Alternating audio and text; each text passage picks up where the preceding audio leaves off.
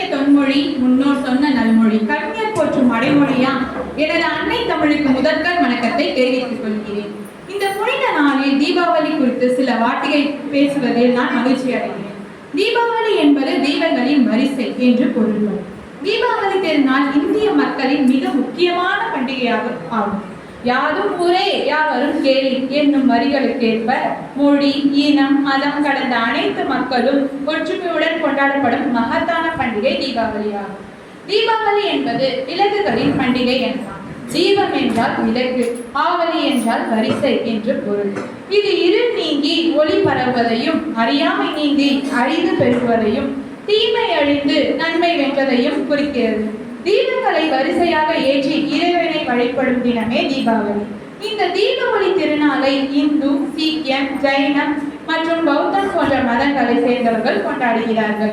கொண்டாடப்படும் காரணம் என்னவென்றால், பல புராண கதைகள் தீபாவளி கொண்டாடப்படுவதற்காக காரணங்களை சொல்கின்றன. தமிழகத்தில் நரகாசுரனை சத்யபாமாவும் சேர்ந்து கிருஷ்ணர் வதம் செய்த நாளை தீபாவளியாக கொண்டாடப்படுகிறோம். வட மாநிலங்களில் ராமாயண கதையின்படி ராமன் ராவணனை அழித்து தனது வனவாசத்தை முடித்து அயோத்திக்கு திரும்பிய போது மக்கள் விளக்கேற்றி வரவேற்ற நாளாக கொண்டாடப்படுகிறது.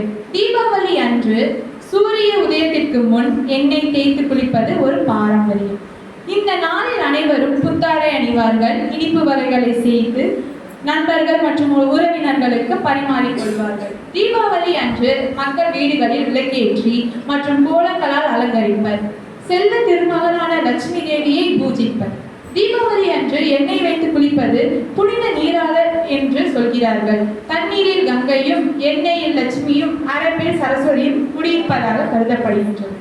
மக்கள் புத்தாடை உடுத்தியும் பட்டாசுகள் வெடித்து மகிழ்வர். பல பண்டிகைகள் வருடம் முழுதும் வந்தாலும் தீபாவளி என்றாலே தனி சிறப்புதான்.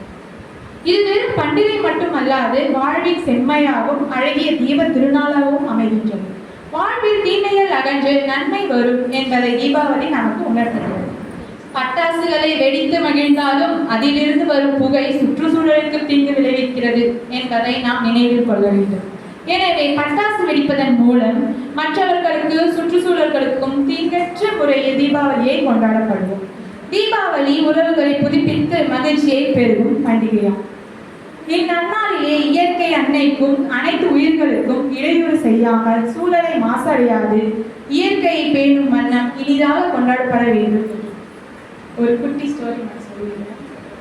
ஒரு அப்பா கிட்ட ஒரு பையன் போய் அவங்க பையன் கேட்குறான், இந்த மாதிரி அப்பா நான் பட்டாசு வாங்கணும், எனக்கு ஒரு 5000 ரூபாய் வேணும் அப்படின்னு சொல்றான். 5000 ரூபாய் அப்பா நான் கொடுக்குறேன், ஆனா நான் உனக்கு சொன்னா செய்யணும் அப்படின்னு சொல்லி அப்பா சொல்றாரு. சரிப்பா நீ என்ன சொன்னாலும் நான் செய்யறேன்னு சொல்லிட்டு அவங்க அப்பா 5000 ரூபாய் கொடுக்குறாரு. அந்த பையன் கிட்ட போய் நீ தீப்பெட்டி எடுத்துட்டு வா அப்படின்னு சொல்றாரு. எதுக்கு 5000 ரூபாய் கொடுத்துருச்சு, தீப்பெட்டி எடுத்துட்டு வருவோம் அப்படின்னு போய் தீப்பெட்டி எடுத்துட்டு வரான். எடுத்துட்டு வந்த உடனே பணத்தை அவங்க அப்பா கீழே வை அப்படின்னு சொல்லி சொல்றாங்க.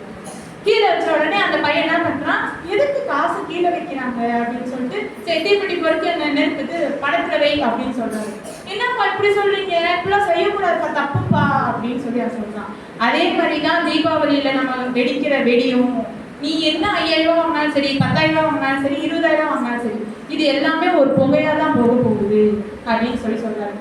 அதுக்கு பதிலாக என்ன செய்ய சொல்றாருன்னா, நீ பட்டாசு வெடிக்கணும்னு ஆசைப்பட்டனா பட்டாசு வெடி, அதுக்கு நீ சந்தோஷப்படுற அளவுக்கு தான் வெடிக்கணும். அடுத்தவங்க பார்க்குறாங்க, அடுத்தவங்க முன்னாடி நம்ம பெருசா தெரியணுன்ற அளவுக்கு நீ வெடிக்க வேணாம்.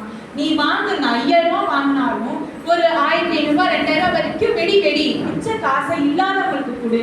நீ தீபாவளி அன்னைக்கு நல்லா சாப்பிடுவ, நல்லா தூங்குவ, ட்ரெஸ் இருக்கும், வெடிப்ப. ஆனா அந்த நாள்லயே எத்தனையோ பேர் சாப்பிடாம இருப்பாங்க, எத்தனையோ பேர் ட்ரெஸ்ஸே இல்லாம இருப்பாங்க, ட்ரெஸ் இல்லைனாலும் சாப்பிடாம இருப்பாங்க. ஒருவேளை சாப்பாடு யாராவது உங்களுக்கு கொடுத்துட மாட்டாங்களா அப்படின்னு ஏங்குவாங்க. அந்த இருக்கிற அமௌண்ட் எனக்கு எனக்கு கொடுத்தேன்னா அவங்க வாழ்க்கைனாலும் பரவாயில்ல, அவங்க வயிறு வாழ்த்து, ஒருவேளை சாப்பாடாவது இல்லாதவங்களுக்கு கொடுத்து பாரு, அதுக்கப்புறம் நீ எல்லாமே நல்லதாவே செய்யாது